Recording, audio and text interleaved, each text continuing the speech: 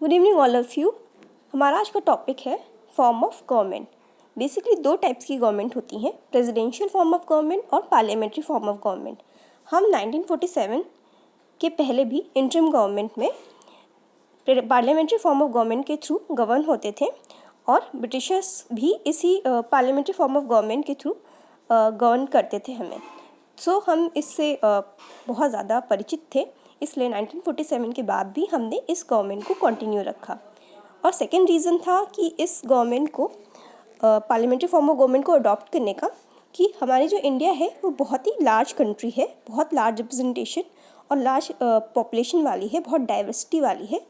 तो इस वजह से इस टाइप की जो गवर्नमेंट बनती है तो इसमें आपका हर तरफ से रिप्रेजेंटेशन होता है, तो ये एक रिस्पॉन्सिबल और स्टेबल गवर्नमेंट का फॉर्मेशन करती है। और हमें जो आफ्टर 1947 चाहिए था वो चाहिए था स्टेबिलिटी। तो सबसे इम्पॉर्टेंट चीज़ थी जो डॉक्टर अंबेडकर ने भी बहुत बार मेंशन किया कि he want to create a government which is stable, so we will adopt this form of government. Okay, now yes, so हम बात करते हैं पार्ट्स ऑफ गवर्नमेंट के। जो हमारे पार्ट्स होते हैं वो 3 टाइप्स के पार्ट्स होते हैं जो इंडिया में है, लेजिस्लेचर, एग्जीक्यूटिव और जुडिशरी। सो इनका आपस में इंटर रिलेशन कैसा है इसके बारे में भी हम बात करेंगे। सबसे पहले हम बात करते हैं लेजिस्लेचर की। लेजिस्लेचर बेसिकली पार्लियामेंट को कंसिस्ट करती है और प्रेसिडेंट को कंसिस्ट करती है। प्रेसिडेंट जो हमारे हैं वो है रिपब्लिक क्यों बोलते हैं? बिकॉज ऑफ द रीज़न ये हमारे जो प्रेसिडेंट साहब होते हैं वो इनडायरेक्टली इलेक्टेड होते हैं। ये इलेक्टेड गवर्नमेंट के रिप्रेजेंटेटिव हैं। जैसे कि बहुत सी कंट्रीज़ ऐसी हैं जहाँ मोनार्की है और डेमोक्रेसी भी है। तो मोनार्क क्या है? वो हायरार्किकल है, या फिर बोल सकते हैं आप राजशाही सिस्टम के थ्रू आते हैं। बट हमारे यहाँ प्रेसिडेंट जो होते हैं वो इनडायरेक्टली इलेक्टेड होते हैं। सेकेंड वन इज़ राज्यसभा, जो पार्लियामेंट का सेकेंड पार्ट है। So Rajya Sabha is a council of state, so ये स्टेट को रिप्रेजेंट करता है। And the third one is Lok Sabha is house of state.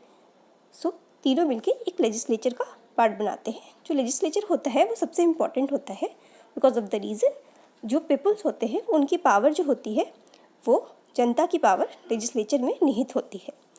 सो हम बात करते हैं एग्जीक्यूटिव की। एग्जीक्यूटिव में प्रेसिडेंट आते हैं, वाइस प्रेसिडेंट आते हैं, काउंसिल ऑफ मिनिस्टर, और उनको हेड करते हैं प्राइम मिनिस्टर। जो प्राइम मिनिस्टर है वो है हमारा हेड ऑफ द गवर्नमेंट और प्रेसिडेंट है वो है head of the state. So head of the state supreme होते हैं according to constitution, but article 74 ये कहता है there shall be a council of minister who will be headed by prime minister for the aid and advice of president.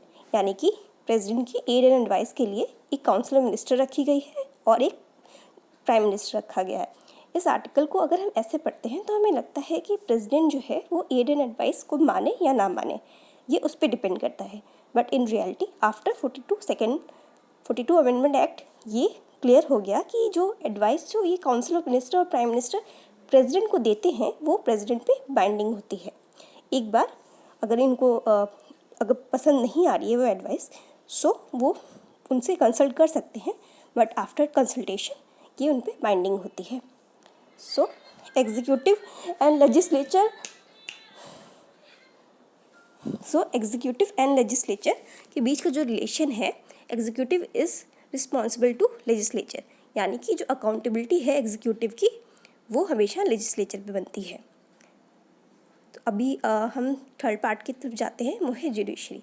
So judiciary basically एक integrated system है हमारे यहाँ, जिसमें supreme court आता है, हाई कोर्ट आता है और सबऑर्डिनेट कोर्ट आते हैं। तो सुप्रीम कोर्ट है वो बेसिकली आप बोल सकते हैं उसको अपीलेट बॉडी है।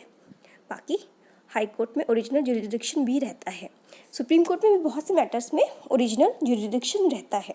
सो जो रिलेशन है एग्जीक्यूटिव और जुडिशरी का वो आर्टिकल 50 के थ्रू हम समझ सकते हैं। आर्टिकल 50 क्या है? आर्टिकल 50 जो है वो बेसिकली एक DPSP है। जो DPSP है वो ये कहता है कि स्टेट को इंश्योर करना चाहिए कि देयर वुड बी या there must be a separation of power between executive and judiciary, यानी कि जो भी इनके डोमेन है पावर के वो आपस में एक दूसरे से इंटरेक्ट ना करे या फिर एक दूसरे में इंटरफेरेंस ना करे। कई बार हम न्यूज़ में पढ़ते हैं जुडिशियल एक्टिविज्म या जुडिशियल एक्सेस की केसेस, उस केस में क्रिटिसिज्म होता है जुडिशरी का कि वो अपने पावर डोमेन से आगे बढ़ के एग्जीक्यूटिव के एरिया में दखल दे रहे हैं, जो कि अगर देखा जाए उनके आर्टिकल 50 के अगेंस्ट है। बट यहाँ पे एक अच्छी चीज़ ये है कि जब एग्जीक्यूटिव अपने फंक्शंस करने में कोताही करते हैं तो जुडिशरी उन्हें याद दिलाते हैं कि आप इस चीज़ को करो। सो एक चेक एंड बैलेंस का रूप भी है यहाँ पे। सो बेसिकली एक बैलेंस हो तो दोनों चीज़ें बहुत ही अच्छी और ब्यूटीफुली चीज़ें आगे बढ़ती हैं। सो ये एक ओवरव्यू है। अब हम देखते हैं आगे चल के कि एग्जीक्यूटिव की जो अकाउंटेबिलिटी है वो लेजिस्लेचर पे किस तरह से है। एग्जीक्यूटिव जो अकाउंटेबल है वो किस तरह से, कौन से ऐसी चीज़ हैं जिनसे ये अकाउंटेबिलिटी इंश्योर होती है। सो जैसे हमने पढ़ा लेजिस्लेचर पार्लियामेंट को कंसिस्ट करता है।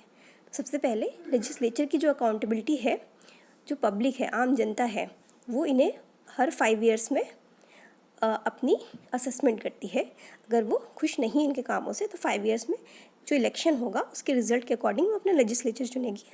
और लेजिस्लेचर में अपोजिशन भी होता है और पार्टी जो पावर में है वो दोनों ही कंटेन करते हैं। So now we will talk about कि एग्जीक्यूटिव कैसे रिस्पॉन्सिबल है लेजिस्लेचर को अपने हर काम के लिए।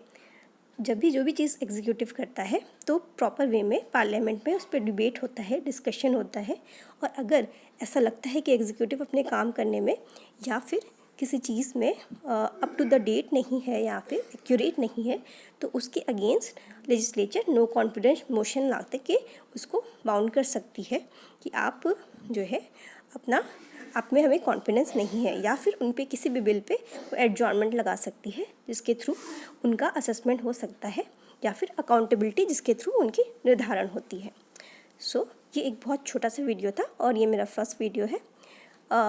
आई होप आप लोग को पसंद आया होगा। Thank you so much. Okay.